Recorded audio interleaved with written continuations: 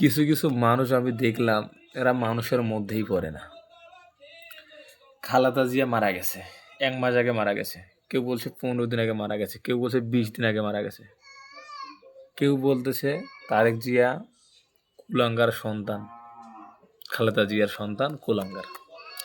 তো আসলে আপনারা যে এত কিছু বলছেন কারো সম্পর্কে না জেনে না বুঝে কারো একটা স্ট্যাটাস দেখে সঠিকের প্রমাণ না নিয়ে কীভাবে এসব কথা বলতে পারেন?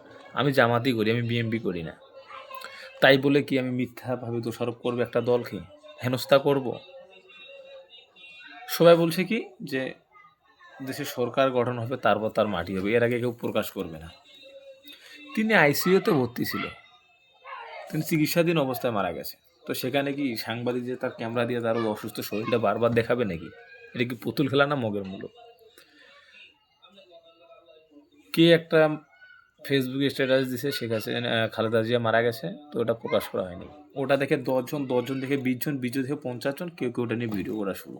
সবাই বলছে যে ভোট না হওয়া পর্যন্ত এটা প্রকাশ হইতো না, দাফন কাফনও হইতো না, ওটা ডিপ ফ্রিজে থাকবে, আগে তারেক জিয়া সরকার হবে তারপর। এই তারেক জিয়া সরকার হবে কি হবে না, আর কী গ্যারান্টি আছে? এত সহজ না।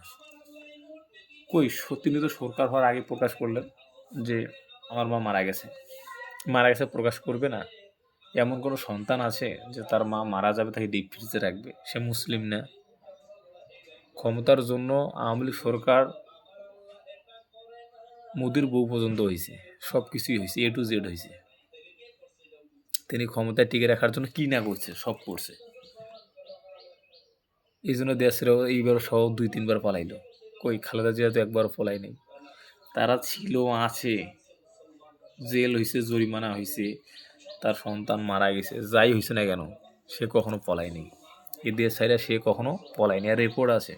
এই জন্যই আমরা ভালোবাসি, এই জন্যই আমরা দল না করলেও ভালোবাসি তাকে। তার জানা যায় যে লক্ষ লক্ষ কোটি কোটি মানুষ হয়েছে, ওটা এমনি এমনি হয় নাই।